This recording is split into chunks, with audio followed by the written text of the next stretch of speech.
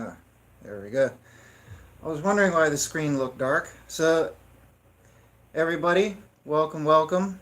Let there be light. Everybody can see. So, we're in 2023. I don't really personally care about celebrating New Year's. So I personally don't care that it's a new year. But what everybody needs to be celebrating and recognizing is that, according to the Bible, as I'll show once again here today, very quickly, that this year, 2023, is in fact the year of the end days. In this year, the Messiah will arrive. Now, the information that I have in this video is applicable to Judaism and Christianity. It's not just for Christians. I will be reading some New Testament verses later, but I will start off with something from the book of Daniel, and from Hosea, which go hand in hand to prove that this is the year. Okay? Now, if I urge anybody from Judaism to watch for this information, I'm not going to make a second video and cut out New Testament stuff just for Judaism, right? This video is for everybody, even if only a few Jewish people watch it and take it seriously. The one Messiah is returning.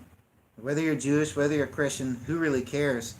The one Messiah is returning, according to what is said in the book of Daniel. So if we go very quickly here, and I've been saying this for like 6 years on YouTube. I've been patiently waiting the last 3 or 4 years since I put out one of my initial videos on this back in 2019.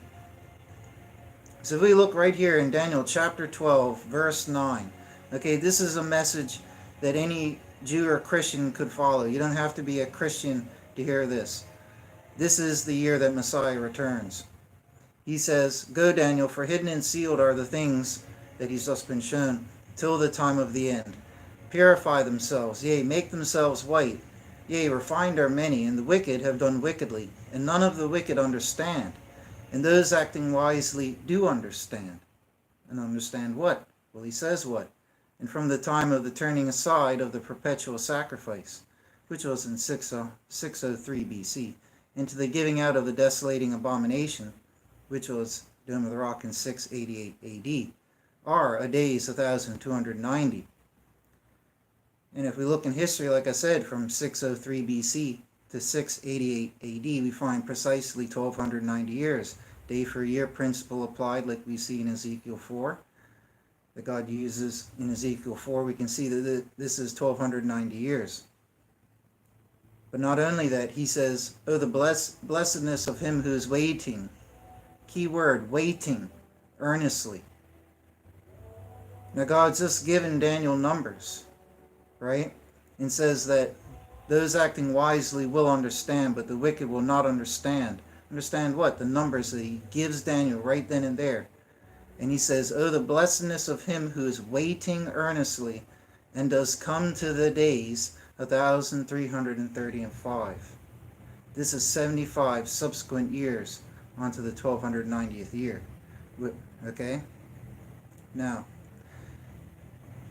earlier up, he says here, in verse 7, Daniel has just been shown all these things that will befall Israel. Israel is going to be invaded. It will fall. It will be conquered. The invaders will come in like a flood, which we all understood was Rome. They came in and desecrated Israel. The people started the exile and started moving out of Israel. Okay, and then we had the desolation. And then later on, an abomination would be built. So when did the abomination get built? When did all of this transpire? Like I said, in 688 AD. Now, Daniel asks the angel here in verse 7, he says, "How long to the end of these wonders?" Okay, till when is the end of these wonders? In verse 6, the angel replies, "After a time, times and a half, and at the completion of the scattering of the power of the holy people, finished are all these." It's then later that Daniel is told about the 1335. So he's told about these 3.5 times. Now, in these 3.5 times, if we take it from 688 AD, the Dome of the Rock being the abomination, this would be very fitting because this would be at the time of the completion of the scattering of the power of the holy people. In 70 AD was the start of that exile when Rome overthrew Israel. But then Israel was trodden down by the nations for a very long time. And not only that, when Islam conquered in 640 AD, and then subsequently built the Dome of the Rock on the Temple Mount in 688 AD, which was done at the hands of the 10th king of Islam, the 10th ruler, who was the 9th caliph, the 9 caliphs coming after the first ruler being their founder. Okay, so and Daniel and Jesus in the New Testament stress that this final beast kingdom would have 10 kings. So they point out that the 10th king will build this abomination. Daniel says strong ones out of him will come up and appoint the abomination, These strong ones that come out of this one are the caliphs, the kings who came out of the founder. So in 688 AD, if you count forward 3.5 times, which is 1260 years, you come to 1948 AD. 1948 AD is the rebirth of Israel. Now focus on this. In 688 is the completion of the scattering of the power of the holy people. Why? Because even though the exile started in 70 AD, there are many Jews and Christians still in Israel for the following centuries, all the way up until Islam came and conquered. After all, when they came and conquered, Israel had many Jews and Christians within it. Now, many of those Jews and Christians fled. This was the completion of the scattering of the power. When the Dome of the Rock was being built, many fled. There are very famous writers of the time who said, truly, this is the abomination that Daniel spoke of, because it was being erected upon the Temple Mount. So this was the completion of the scattering of the holy people. It was the erection of the abomination, the greatest abomination on the Temple Mount. In that date, 688, which Islam itself records that date as the date, counting forward 1260 years, you come to 1948. What happened in 1948? You had the reverse of the completion of the scattering. You had the ingathering restarting. So 1948, Israel was reborn, and Jews and Christians got to come back to Israel. This is very striking because we see the completion of the scattering of the power of the holy people in 688, and we see the people starting to come back in 1948. And that is 1260 years. That is the 3.5 times. So when Daniel asked the angel, till when is the end of all these wonders that he was just shown, and the angel tells him 3.5 times, we can see that this is clearly what was meant. And we know that elsewhere it said that the nations, this is New Testament stuff, but that the nations would trample for a certain period of time. That was during the same period of time. Like I said, Rome overthrew it. Then many other kingdoms and nations fought over Israel for all that time period. Then Islam came in, conquered and dominated and ruled it as part of their empire, essentially till 1948. Then 1948, Israel was reborn. But after being told this from the angel the 3.5 times, it's in verse 8 where Daniel says, I have heard and I do not understand. Because Daniel didn't ask God, when is the end of days? He said, till when is the end of these wonders that he has been shown?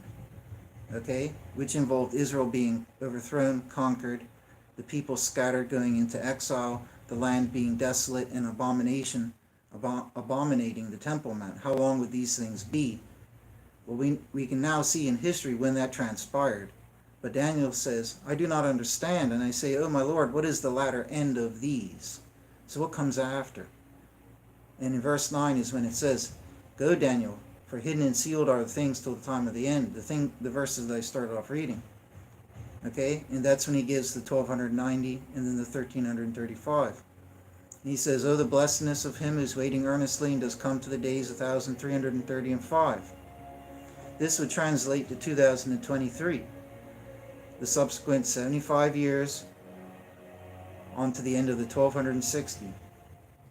The 1290, this is a total period of like 2,650 or something years.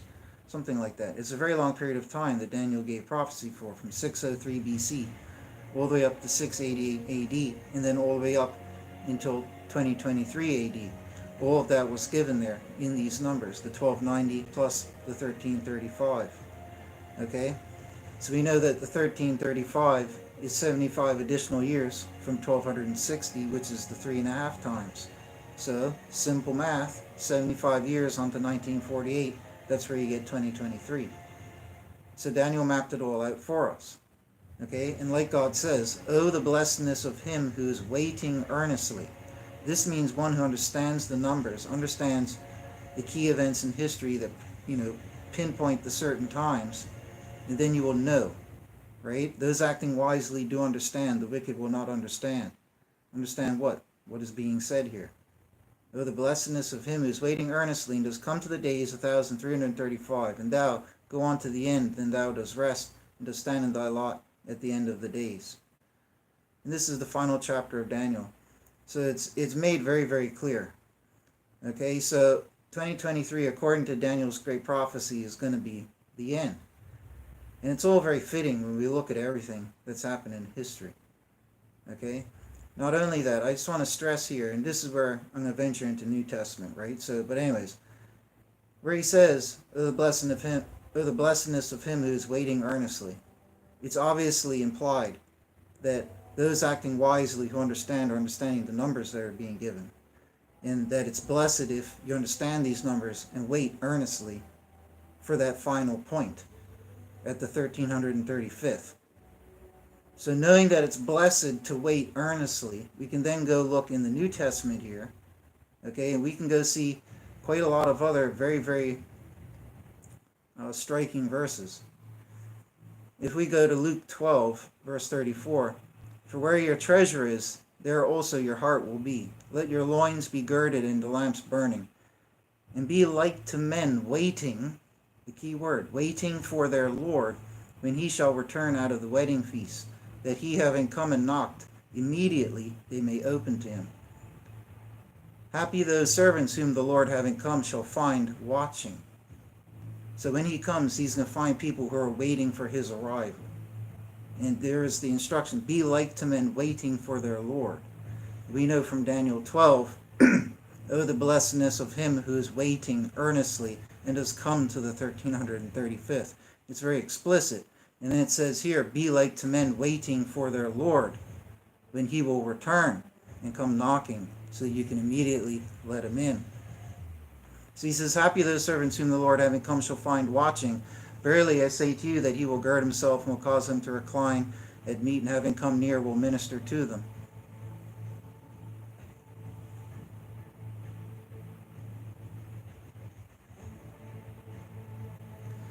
But just a few verses lower down, it says in verse 42, "And the Lord said, Who then is the faithful and prudent steward, whom the Lord shall set over his household to give in season the wheat measure? Happy that servant whom his Lord having come shall find doing so. Truly I say to you that over all his goods he will set him. And if that servant may say in his heart, My Lord does delay to come, and may begin to beat the men servants and the maid servants, to eat also, to drink, and to be drunken, then the Lord of that servant will come in a day in which he does not look for him, and in an hour that he does not know, and will cut him off, and his portion with the unfaithful he will appoint." So I think it's quite clearly said, just like Daniel relays to us the blessedness of him who is waiting earnestly for that final year to arrive, okay, that we are instructed to be like to men waiting for their Lord, and that if we are waiting earnestly for when he arrives, that is a good thing. Next, if we go to 1 Thessalonians chapter 1, verse 10, the instruction is, "And to wait for his Son from the heavens, whom he did raise out of the dead, Jesus, who is rescuing us from the anger." So here again we have an instruction to wait. So how long, this was 2,000 years ago this was written. How long are you supposed to wait? This is something said that's applicable. They knew about the prophecy of Daniel. Jesus quoted the prophecy of Daniel. He referred to it. The disciples were with Jesus. They weren't ignorant to all this. They knew that it wasn't coming anytime soon. Jesus said to them quite a few parables where it was relayed that he would tarry and not come back for a long time. This is said in a number of verses. Got that in other videos, right? But clearly the instruction is to wait, just like it said in all those other ones, to wait for the arrival, because he will rescue us from the anger that is coming. So if we go over to Titus 2, verse 13, it says, "Waiting for the blessed hope and manifestation of the glory of our great God and Savior." And in 2 Peter 3, verse 12, because God and Jesus both arrived, just like the Old Testament says. In 2 Peter 3 verse 12 it says, waiting for and hasting to the presence of the day of God, by which the heavens being on fire shall be dissolved, and the elements of burning heat shall melt. And for new heavens and a new earth, according to his promise, we do wait, in which righteousness does dwell.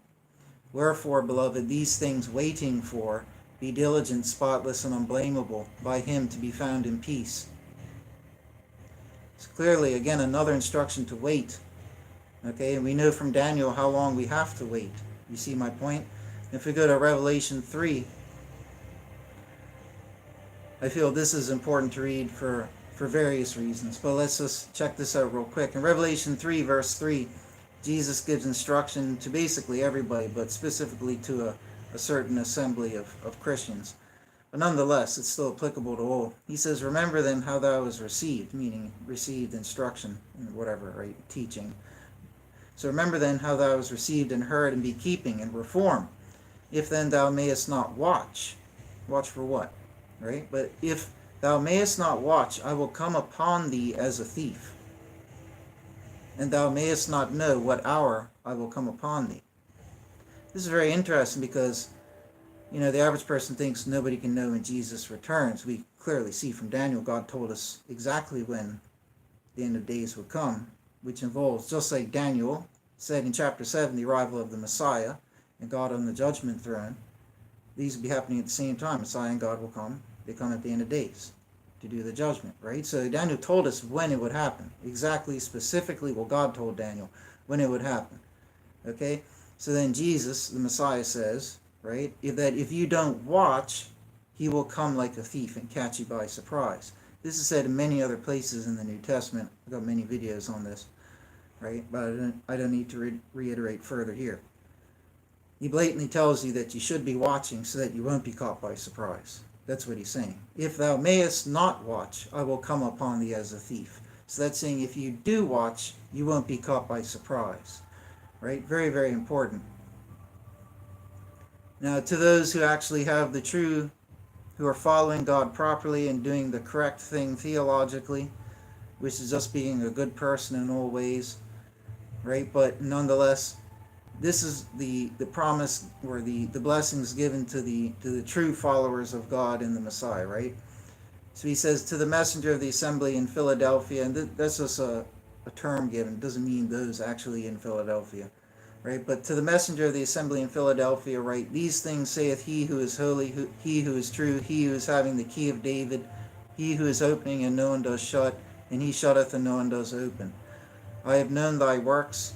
Lo, I have set before thee a door opened, and no one is able to shut it, because thou hast a little power, and did keep my word, and did not deny my name. Lo, I make the synagogue of the adversary those saying themselves to be Jews, and are not, but do lie. This isn't demonization of Judaism. It's people pretending to be Jews, but they're not, right? Like it says. They do lie. Lo, I will make them come, that they may come and bow before thy feet, and may know that I love thee. Because thou didst keep the word of my endurance, I will also keep thee from the hour of the trial that is about to come upon all the world, to try those dwelling upon the earth. In all the 7 edicts to the 7 assemblies that Jesus gives in Revelation, he basically rebukes all of them except for one, which is Philadelphia. So there's only one group, okay, that gets it right theologically in terms of Christians. Okay, only one group has gotten it right. We know in Matthew 5, Jesus said that Jews have to keep the Jewish law till the new heavens and the new earth. That's what they have to do. Gentiles is different, right? But everybody has to be good and blah, blah, blah, right? But he says right here that, what was it? Those who are getting it right, he says he will keep them from the hour of the trial. We know that Jesus says there will be 144,000 who will be redeemed from Judaism, listing them off from the 12 tribes, right? Explicitly, these are members of Judaism who will be approved and redeemed as well, and they'll be gathered atop, I think, at Mount Sinai or Mount Zion or whatever it is, right? So we know that will be happening too, but to those who are getting it right, he says he'll keep from the hour of the trial. So this is what Christians believe to be the rapture. But only one group will get this. Not everybody does. Everybody else is rebuked. and they're threatened by Jesus, saying that if they don't reform and get it right, that they're going to be cast away. And one of the assemblies, he says, I spit thee, I vomit thee out of my mouth. Right? So it's quite hard rebuke to some of these. But to Philadelphia, it's the only one where he extends these blessings like this, and the assurance where, he says that he will save thee from the hour of the trial. So when all the bad stuff starts going down, such as the cosmic fire coming down with the meteors and all that, I don't know who, but those who will be saved at that time. Just like with Sodom. And Jesus drew reference to Sodom on multiple occasions, talking about the end days will be happening in the like manner. Okay, so what happened with Sodom? The angels came to the righteous and took them out so they wouldn't be destroyed in the destruction. Like what will happen at the end of days, just like Jesus said. Okay, so those who have gotten it right, he will keep from the hour of the trial that is about to come upon all the world. So I'm reading all this because I want Christians to know that Jesus tells us in Revelation that 6 out of 7 theological, assemblies will have it wrong. But the Christians don't understand it. He even threatens one of them that he will come, when he arrives, he will fight against them with the sword of his mouth. There's many things said like this, right? So that's why I'm reading those verses. And also, primarily, like it said at the first, if you don't reform and you're not keeping watch, he'll catch you by surprise. Okay, so it's very important. Now, if we go over to Hosea 6, verse 1 and 2, he says, come and we turn back to God, for he is torn and he does heal us, he does smite and he bindeth us up, he does revive us after 2 days. A day with the Lord is like 1,000 years. So he does revive us after 2,000 years, and the third day he does raise us up and we live before him. So in Judaism and in Christianity, many believe that this is an allusion to when the end days may arrive. We can see that this does perfectly line up with 2023, as I showed in one of my other videos, because King Artaxerxes, historically confirmed, gave his edict to rebuild Jerusalem, both street and wall specifically, in 457 BC. And counting forward the 483 years of the prophecy, like Daniel says, we will come to the point where Messiah was cut off. This would be Jesus in 26 AD. We know that Jesus taught the gospel for 3 years after he got baptized by God. So therefore, Jesus was baptized in 23 AD. This was the moment in 23 AD when Jesus went around the world teaching. Before that, he didn't go around teaching. So in 23 AD, the edict went out, okay? The gospel and all of that, 2,000 years later is what? 2023. So that's another confirmation that we can see there. And if we go over to Luke 13, we can see Jesus saying something very cryptic that doesn't really have any application in any other sense. He says in verse 32, when they basically tell him, hey, King Herod wants to kill you. In verse 32, he said to them, having gone, say to this fox, lo, I cast forth demons and perfect cures today and tomorrow. That's 2 days, 2,000 years. And the third day, I am being perfected. This is rather strange, right? This is rather strange. So, and it's a one-off verse. And it's very easy to see how this will fit with Hosea 6. That it's a cryptic allusion to there will be 2,000 years where these things will be going on. But on the third day, what does Hosea 6 say? On the third day, he does raise us up and we live. He revives us after 2 days, being in the third day, in which he does raise us up and we live before him. So he revives, he raises up, and people live before him after 2,000 years. And then here, he says, for the 2,000 years, he's perfecting cures and casting out demons. And on the third day, he's being perfected. So on the third day, being perfected. On the third day, being revived, raised up, and living. Okay, so we can obviously see that these things were said by Jesus on purpose. They're basically an allusion to Hosea 6, if you ask me. So this is just another hint that 2,000 years will go by from the baptism of the Messiah, which was the approval, the moment of God's approval for public knowledge of who the Messiah was. And the Messiah had to be baptized by Elijah, who was John. When Messiah Jesus was baptized by Elijah, because Elijah went out paving the way for the Messiah to help identify who Messiah was, Messiah did his baptism, which was a baptism of reformation. Once Jesus did that, God spoke from the heavens, anointed him with the Holy Spirit at that point, put his spirit upon him, and that's the time, 23 AD. 2,000 years later, 2023. So there we go, folks. This is going to be the year, and there's many other pieces of evidence. We're in the 6,000th year from the birth of Seth. I talked about that in my other videos as well. I have the chart with all the numbers mapped out if you want all the detail.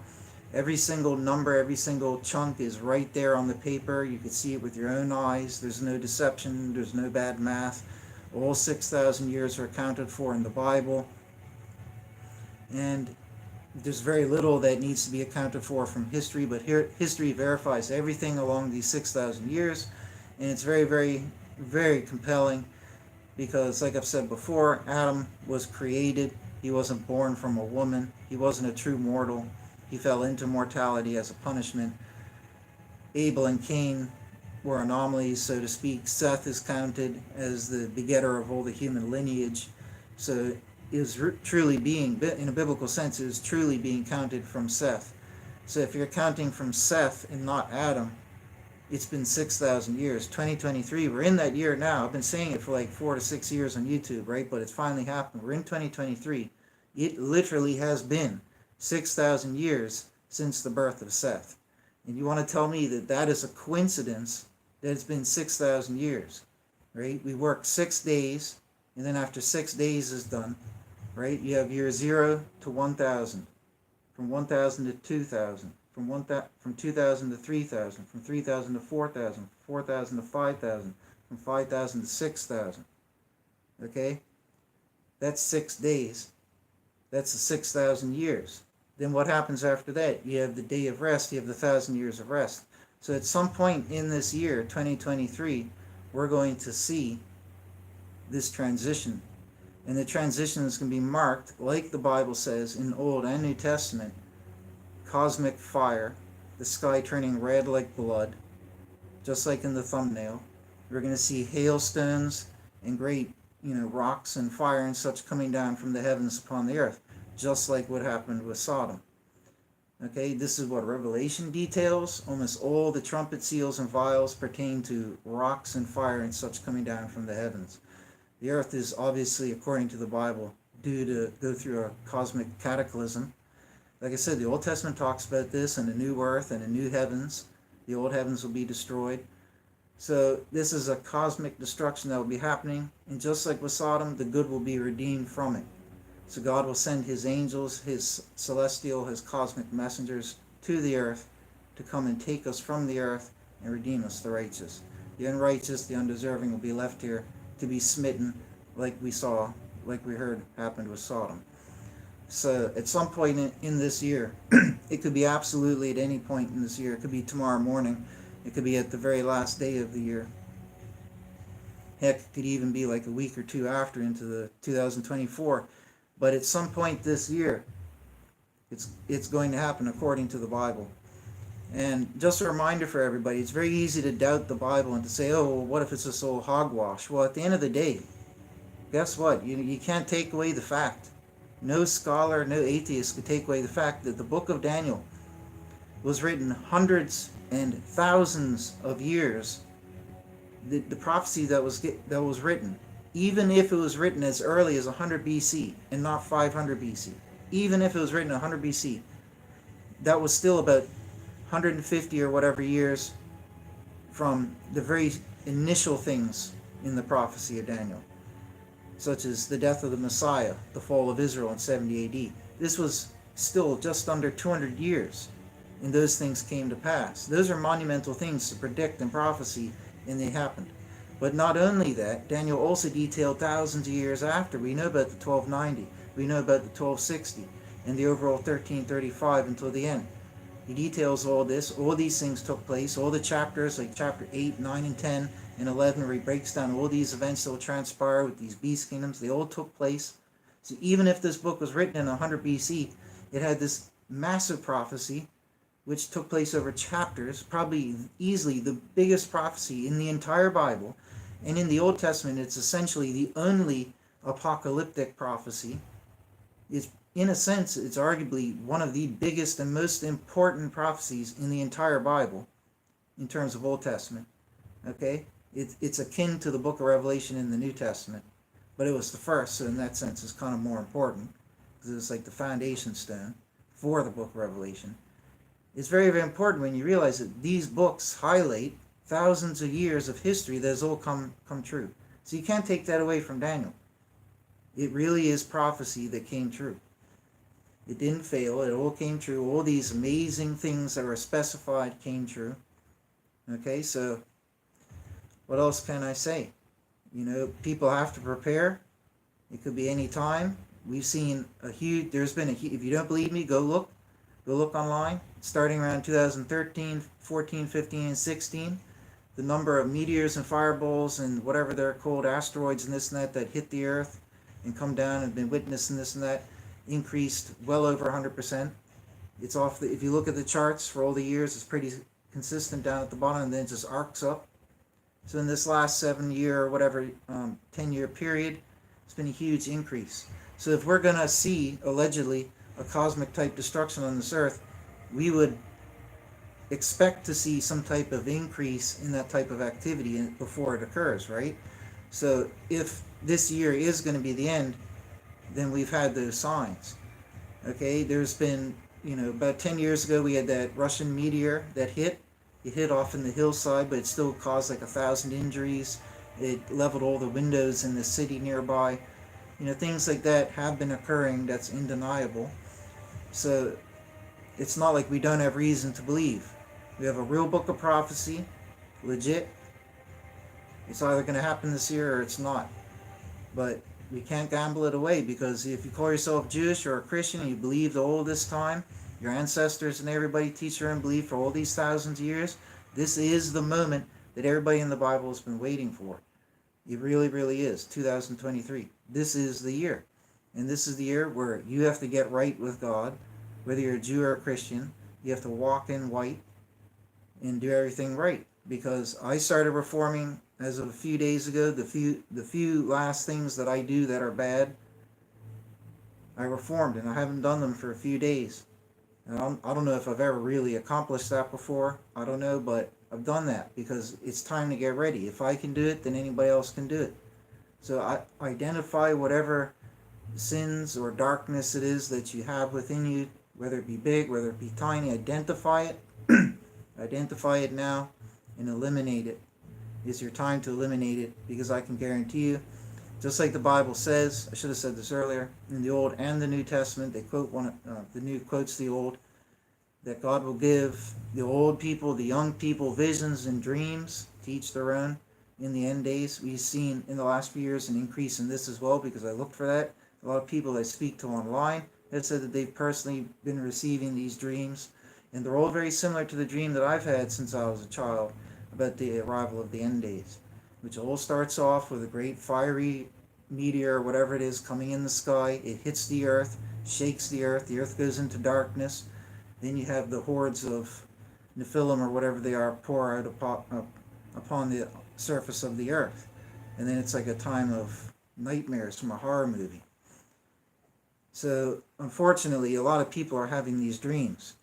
So God did say that he would give people these warnings. He said that in the end days, he would have the young and the old people, they would receive visions and dreams. We've seen this increase and happen. He said that we would see pillars, plumes, columns of smoke. This would only be coming from either volcanoes, but I think it's more logical that it's coming from outer space, because we're told that it will be destroyed like Sodom with hail and such from outer space, from the heavens. Okay, and we've seen these things increase over the last few years. It's undeniable, vastly increased. So I think there is fair reason to believe that these things are coming. And not only that, but I scanned a 30 or 40 year period, whichever one it was, I can't remember. There's an astronomical program which tracks all lunar and solar eclipses anywhere in the world, in any region.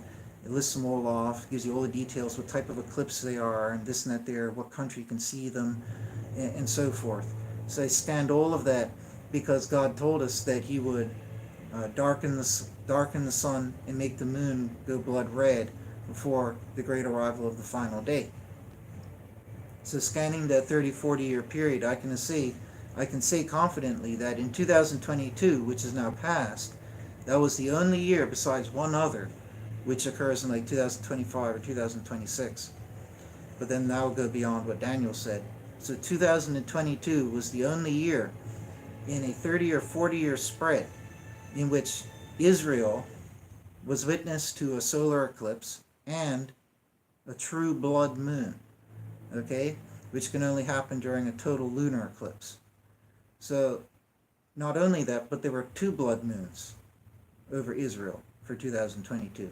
There's nothing else like that occurring in any other year in a 30 or 40-year spread. Okay, Daniel specified that's 2023.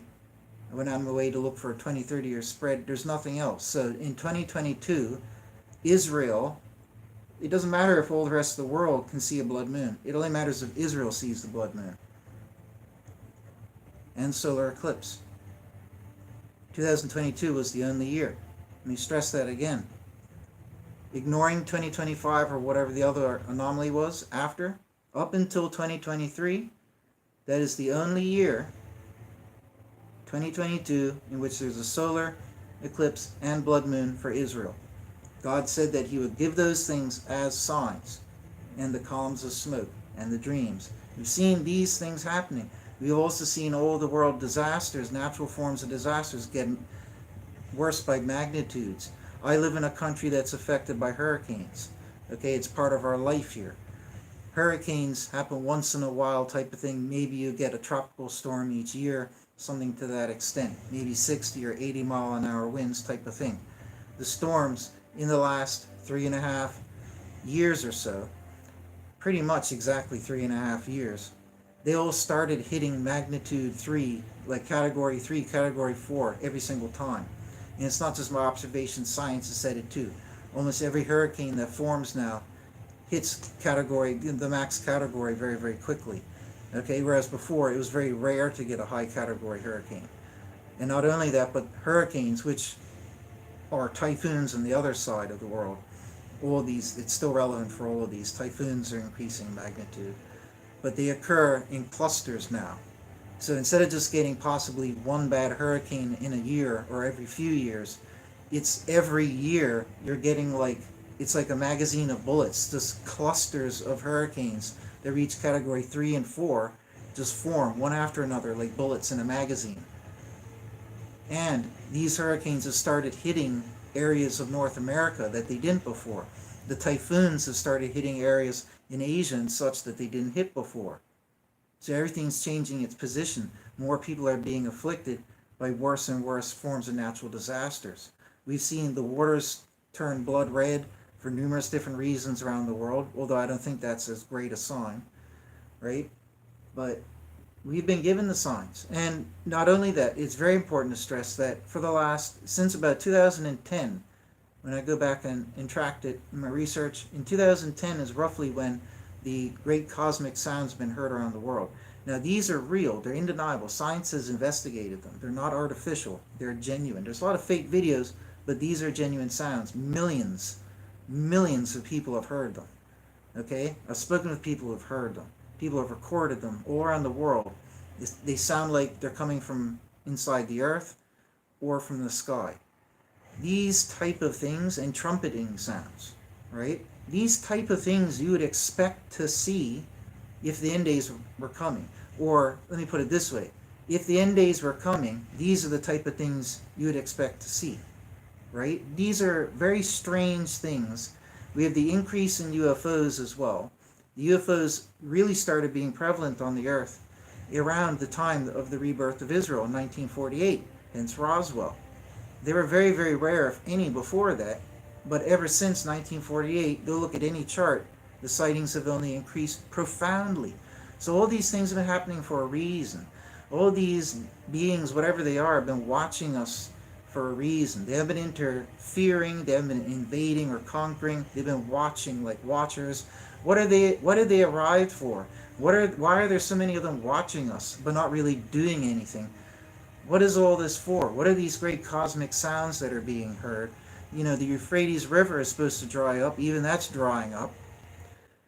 So all these things are happening, right? Nobody could say that we're not in the end days.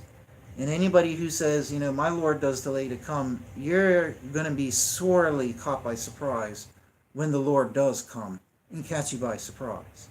That's why he says, reform and be watching. You can't watch, like if you're watching for your plane to fly into the airport, you're watching for your flight arrival, you know when that flight's coming in, right? You at least know, okay, I should go to the airport this month or this week, even if you don't know the day or the hour. You know what I mean? You have to at least have an idea when that flight's coming in.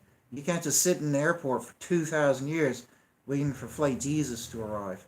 So when Jesus tells you to be waiting, blessed is he who waits. God tells us, blessed is he who waits to the 1335. You're going to be waiting and watching to immediately let Jesus in. He's telling you, be ready, be watching. This is our year. This is our year to be ready. This is our year to watch.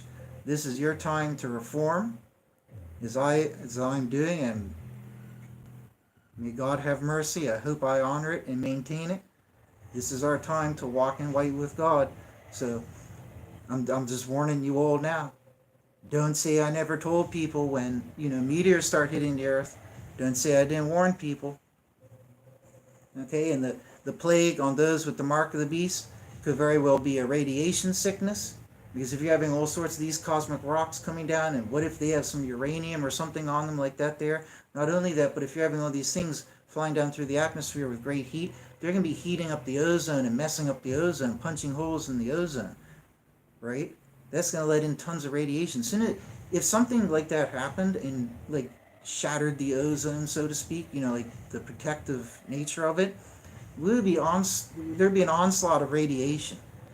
And I don't know offhand what radiation sickness looks like, but my instinct tells me that this plague could literally be radiation poisoning. And it would make sense if we're having this type of cosmic destruction occur. It doesn't have to be a mythical or a mystical virus or a magical virus. It could literally be that. And those who have the seal of God will be taken out of here so they don't experience that. Follow me? So that would be the reason why. It's not some fairy tale magical disease that won't hurt you if you're a good person. No, it's the good people. The angels will come here and take us out of here before any of that occurs. We'll be spared from the hour of the trial that will come upon the world. We got to walk in white with Jesus. Okay? So I want to end on this note here. So in Revelation 3, like I read, is where he says, reform, if then thou mayest not watch, I will come upon thee as a thief. Right? In that same chapter, verse 7 is where he gets into the church of Philadelphia, right? Where it says, I'll keep thee from the hour of the trial that is about to come on the world. This is what he says right after that. He says, Lo, I come quickly, be holding fast which thou hast, that no one may receive thy crown. He who is overcoming, I will make him a pillar in the sanctuary of my God, and without he may not go any more, and I will write upon him the name of my God, and the name of the city of my God, the New Jerusalem. This is the seal. When you got the name of God on your forehead, that's the seal of God. You're good to go. When you got the name of Satan, essentially, when Satan runs you, you have his name on your forehead, and that's the mark of the beast, and you're cast out. Okay, so I'll write upon him the name of my God, and the name of the city of my God, the New Jerusalem, that does come down out of the heaven from my God, also the new name. He who is having an ear, let him hear what the Spirit says to the assemblies. And then lower down in verse 18, he says, I counsel thee to buy from me gold fired by fire, that thou mayest be rich, and white garments, that thou mayest be arrayed, and the shame of thy nakedness may not be manifest. So what he's essentially saying here, and this applies to anybody, you better be walking in white. You better be getting right with God, stopping your darkness, turning to light, and being a denizen of the light. You have to shine so that others can see the light shine. You have to go out and be teachers of light. This is the final days. The darkness is going to get worse. Right? This is what we have to do. So in white garments that thou mayest be arrayed, and the shame of thy nakedness may not be manifest. And with eye salve anoint thine eyes, that thou mayest see. So this is the wisdom that will open up your eyes, right? And as many as I love, I do convict and chasten. Be zealous then and reform. Lo, I've stood at the door and I knock. Remember, he said earlier, right? We have to be ready. Which one was it? Thessalonians or Titus? And of course, it's the one I closed. where he said, be ready, be waiting, be watching to immediately let him in when he comes knocking. Well, he says, lo, I stood at the door and I knock. If anyone may hear my voice and may open the door, I will come in unto him and will sup with him and he with me. He who is overcoming, I will give to him to sit with me in my throne, as I also did overcome and sit down with my Father in his throne. So, folks, we got to be walking in white with God now, get right with God now, because the deadline's going to come and it's going to be too late. The door will shut, and you can come knocking on the door at that point there, but it's going to be too late. So don't listen to all the other Christians or members of Judaism who say, oh, you don't know when he's returning. God told us when he's returning. God told us when the judgment, with the great throne judgment, would occur. It's going to be in 2023. At whatever point during the year, I don't know. I can't claim to know. It's going to be this year. So get ready, folks. I've been saying it for 4 or 5 years. That's why I sound so complacent. Right? But for everybody else, this better slap you across the face. It better wake you the hell up. Because if you don't get woken the hell up, you're going to be stuck here and it's going to be like you're in hell. So you're going to fail in judgment if you're not ready. You need to pass in judgment. You need to be ready. Get ready now. That's all I could say. Get ready now. So anyways, I ask God now to help give the world. This is unscripted, by the way. I don't like doing stuff like this. But spur of the moment. I ask God here, please give everybody else on earth a sign. I highly doubt lots of people will see this video. Maybe they will, maybe they won't. But please give a sign to everybody on the world. It doesn't matter if they've seen my video. If they do, to help give it for themselves more credence as the proof of the miracle. But give the world a sign. Because so many people out there are stiff-necked. They're not Christians, everybody especially. They're not looking. I mean, I think more people in Judaism are waiting for the Messiah to come than with Christians. Okay? Christians are like the antagonists. It's almost like they don't want him to come. They don't expect him to come. They're saying the Lord does delay to come. Right? But I'm asking, dear God, please give the world some type of great sign, even if it's just the very signs you said that we would see, columns of smoke. Just please give us a sign so that people who are on the track, on the right track to being saved, but we're not right there, we're not close enough, that this will kick us in the butt to get us in the right motivation. Right? That's who this sign will be for. It's not for the righteous and the worthy who are ready and good to go. It'll be for those, and not necessarily for the wicked who are past the point of return, but it's for those, the many thousands or millions of us out there, myself included, who need a nice firm kick in the rear end to let us, even if we don't deserve it, which we probably don't, please give us the sign. Please give us a sign. Perhaps, maybe, some meteors crashing down somewhere. Not saying anybody will get hurt. And it's going to make the sky red. Just an idea. I'm saying something like that. It'll have to be something that it'll kick us all in our butts. I don't know if you have been sending people dreams. Maybe that's the other one. Thousands of people all at the same time in one night having the same type of dream. Just something, dear God. It'll be your choosing, your choice, whether you do it or not, and whatever it might be. But please give us a sign. I don't need a sign. I hope and believe it'll come in 2023. This is for everybody else out there so that they can realize that something's going to happen. Because I think that this will help save millions of people. If there could be millions of people who may not be saved because they didn't get this kick in the right direction. And maybe you don't believe people deserve this kick in the right direction, but I believe that you do feel they do deserve it because you said you'd give us these signs. So I'm merely asking for these signs to be given. I believe that this is the time. Please let these signs arrive, dear God, so that the world can see. If there are lots of these fireballs coming down around the world at one point, and were to flare up for a day or a few days, maybe even nobody being hurt, but if this was to transpire, dear God, then I think everybody would start to realize.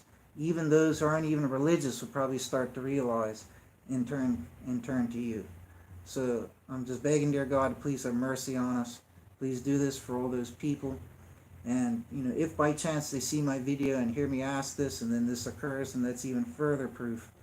But please make it be that they don't even need to see this video. Just the miracles within themselves will be enough. Please, dear God, and thank you. Thank you for everything you've done for me and for everybody. Thank you for your patience, for your mercy. Please have mercy on us all. And anyways, God bless.